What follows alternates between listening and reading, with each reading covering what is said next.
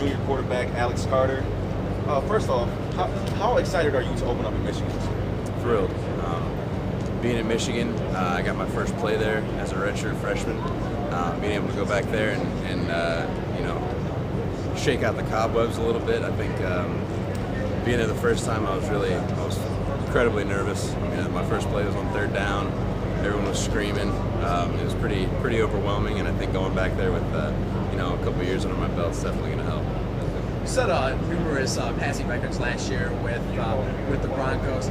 Any record that you would like to set? I mean, I know you can't really say you want to set any individual records. It's all about the team. But anything, be selfish here. Look at Alex Carter number one for a moment. Anything that you would like to set a record at? I want 10 wins. That's about as selfish as I'll get. That's what I like to hear. Definitely. Can you talk a little bit about your relationship with Jordan White? Me and Jordan, we talk a lot of crap back and forth, but, we're all, that's just kind of our relationship. But, I can trust in him on the field. I always know he's going to come out and play his heart out. I know he's going to give great effort. I know he's going to know exactly what he's doing. He's going to be prepared. And I can rely on him. And having that kind of being able to rely on someone, I think, is obviously really important in football. We just talked to Paul Hazel. As a quarterback, can you talk a little bit about his speed? Yeah, he's pretty fast, especially, in camp, I'm the one going against him. So that speed off the edge is just, it's definitely in the back of your mind, and lucky's on our side. I'm glad I get to go against him in camp and not, in the season when it matters, He's a heck of an athlete. I think he can make a lot of plays for us this year. He's put on some size. He's bigger than he's ever been. I'm really excited to see how he plays. During practice, even when you're not taking snaps with the first team, you're usually standing back with the other quarterbacks, kind of coaching them up. Talk about some of the kind of the leadership role that you take in coaching up some of these younger players who, once you are graduated, they will take over and follow in your footsteps. We're a unit, as a quarterback, as quarterbacks, I look at it as how we can improve. Obviously, being the starter, I have certain things that I need to improve on personally, but I'm looking out for everyone. In our room, in our QB room, I think it's just part of being a good team player, preparing everyone, and being on the same page. And I get as much, they get as much out of it as I do, just because I rely on them to let me know when I screw up, because I'm seeing what they do and they see what I do. So everyone improves when there's good communication. I think that's really what we have. This offseason, team brought in 5 new freshmen, soon-to-be freshmen wide receivers. Any one of them that has really stuck out and made an impression on you so far? I think Jesse York is a really talented receiver. I think Courtney Bynes is a really talented receiver. Right now, obviously, being freshmen, they're going to make mistakes just based on knowing what they need to do and being in the right spot at the right time. But once we can catch those guys up to speed and get them playing fast and confident and knowing exactly what they need to do and where they need to be, I think they can really be weapons for us. You made a lot of us really nervous last year when you run the ball and needed to work on the sliding. Was that something that you worked on this year to avoid the hits? I worked on getting out of bounds. No promises on the sliding. I don't know if that's going to change, but I still want to come out and be the same physical quarterback I've always been. But at certain times, there's certain hits that I don't need to take, and I understand that this year. I understand that being a quarterback, there's certain situations that you need to avoid, and as much as I would love to, I do enjoy the contact, but there are certain times when I need to be smart about it and just get myself out of bounds.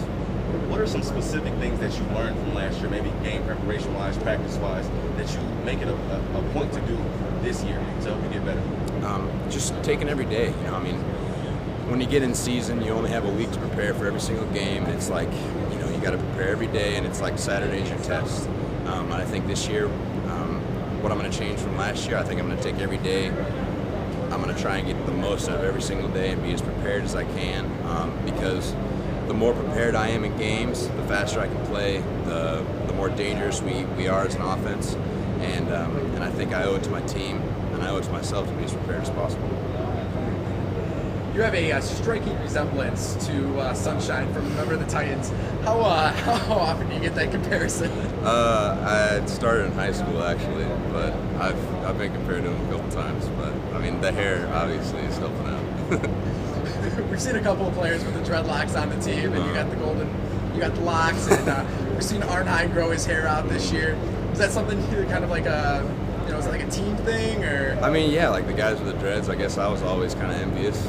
Having dreads, I'm white, so I mean, it's not really an option for me, so I guess having flow is my version.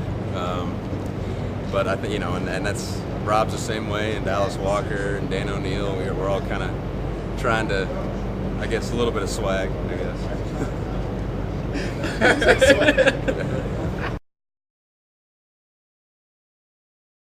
We're here with senior Bronco wide receiver, Jordan White.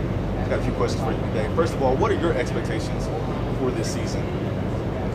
As far as individual, try to do what I did last year, help the team best I can to win. But, at the end of the day, I'm not trying to duplicate what I did last season.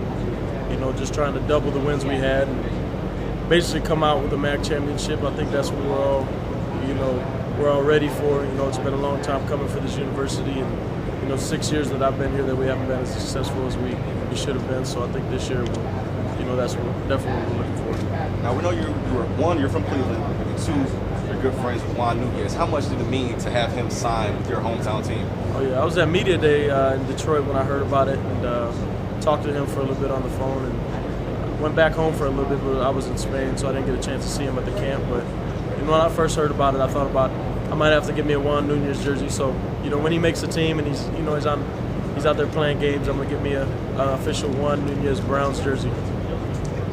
Earlier today, you took a lot of responsibility for some of the losses that happened. Even though your stats were some of the best, and just not only the MAC but even the nation. But you said none of that really matters unless you come out with a MAC title. Just kind of talk a little bit more about that. Well, I think it's basically my stats last year. They were nice, and they looked okay. But in some of the games, like I said before, Idaho game, I had 60-some yards, and that obviously didn't help us come out with the victory. So I think if I could have done more things that game, I know I'd caught a ball near the end zone, but they ruled me out, and we ended up not scoring on that drive. So that would have been another 7 points we had on the board. So I think if I can concentrate and make some more plays in every game and be more consistent, even than I was last year, and not create so much volume of yards or amount of this and that, but help us win every game. No matter how many of the yards or how many of the catches, just focus more on each game. As we were talking a little earlier about with Juan leaving, it's a big hole to fill in the wide receivers. Who's really stepped up so far in training camp that's really filled in to his shoes? I think it's been Rob Arnheim. He's been the most consistent. Caleb Ravenel is right there too. He's one of the most talented guys, if not the most talented guy that we have at wide receiver. As long as he stays healthy, can stay injury free and be consistent. He'll be that guy, that go-to guy as well. And we have just a lot of receivers that can bring their own mix to the table. You were just talking about how there are a lot of receivers on the team. There's 5 incoming freshmen this year. Who out of those 5 has really stepped up and has really looked very impressive so far? I don't know if you could say anybody right now. I think it's only been 4 days into camp, and a lot of these guys are still learning the offense and trying to get used to the tempo of college practice. And I don't think any of them have been up to tempo yet, and they don't really know the offense as well yet. So I think once they learn the offense more, maybe a week or two down the road, I can give you like a definite, decision on who looks the best. So right now, they're all just learning the system. Now you're a senior here, and like you said earlier, you haven't beat Central yet. What would you give up to get a win against Central? Probably what wouldn't I give up? Short of any limbs or anything or something like that. I'd give up a lot to beat Central. A lot of people talk about it. You don't get it as much your freshman, maybe sophomore year here, especially when you're not playing like I was, and I was hurt.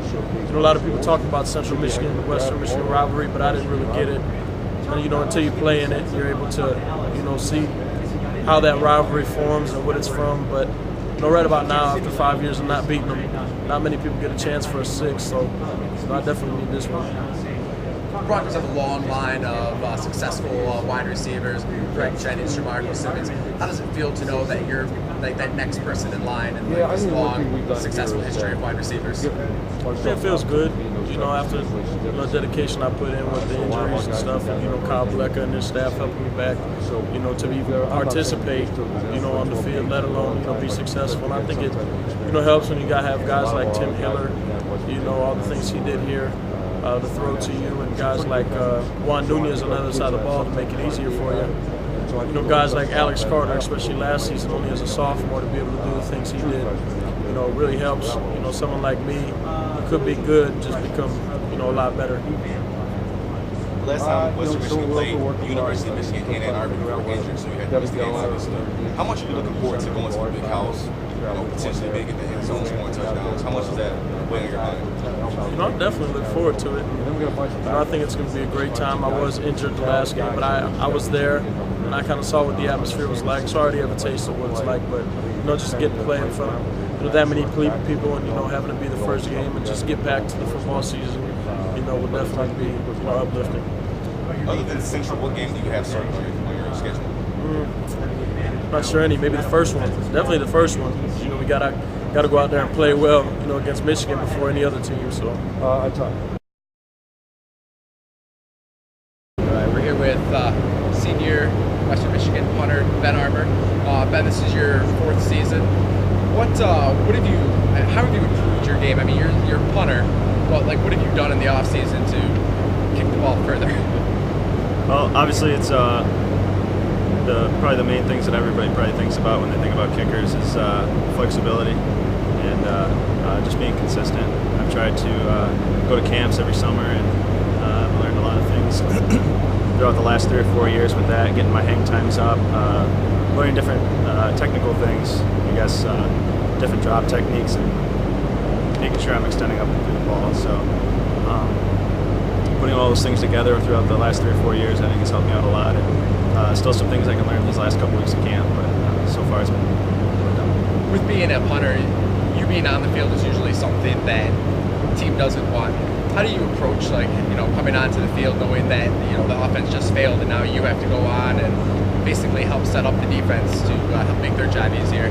Well, punting's mainly it's a lot more mental than it is physical, and you kind of have to approach it the same way when you think about what fans want to see, what coaches or what students want to see when they watch games. Obviously, punting isn't the top priority, so you kind of have to approach it as if I'm the only one out there, and I gotta go out there and get my job done. It takes all 11 guys to do it, but I focus on my game alone during the game and just try to. When you were in high school, did you play any other position besides kicker? I know a lot of kickers sometimes play soccer as well. What was your high school athletic background? I was actually a 3-sport athlete. I played both sides of the ball, linebacker and fullback. Punting was actually kind of a third position for me. And I played hockey and baseball in the spring. Hey, were you ever approached about playing any other position when you came to Western, or was it just, we want you to be our punter? No, it was strictly punting, and worked out best for that. Football is obviously a three-area sport: offense, defense, special teams. And like you said, a lot of people tend to overlook the kicking game. Can you explain just how important it is, your position? I mean, we definitely take our job seriously, John Potter and myself, and it's like I said before, it's one of those areas of the game where you gotta be mentally prepared, because it's something that I think a lot of people don't maybe appreciate all the time, but it's something that when it comes that time, people are appreciative. You get a big 50-yard punt, great hang time, fair catch, that kind of thing. Who's one player you tried to kind of pattern your game after as a punter? Thomas Morstead from the New Orleans Saints. I've gone to King Camp the last couple of years. I actually went against him when he was still at Southern Methodist, and just the most sound technique punter I think I've ever seen, and definitely a guy to watch out for in the NFL the next few years. If John Potter were to go down with an injury, could you step in there and make field goals or handle the kickoff duties? I would definitely go with our backup kicker before I go with myself. if I had to go in there, I don't know how that would go down. I might have to toe bash it or do something to try and help out. I mean, can you make field goals? I mean, I'm assuming it's something that you've done in practice. Kicked with the place kickers. Can you make a 30-yard field goal? I sometimes challenge John once in a while just to see if I've gotten any better. I've had him teach me a few things just in case something would come up and I'd have to get in there. But definitely not nearly as good as John Potter, and something I'll probably continue to work on here and there, but I wouldn't put me in the game.